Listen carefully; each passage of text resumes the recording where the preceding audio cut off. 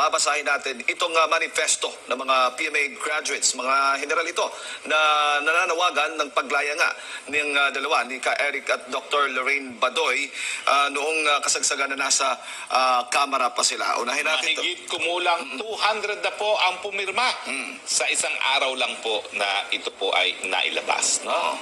Ayan, so ipapakita po natin yung kanilang manifesto.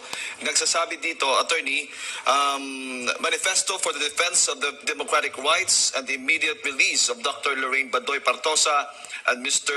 Jeffrey Ka Eric Celis. Manifesto para nananawagan sa pagpalaya kay Lorraine Badoy at kay Ka Eric. An unyielding stand against the erosion of democratic liberties. Nananandigan po kami laban sa pagguho ng kalayaan. Sinasabi dito, in the gravest terms, we, the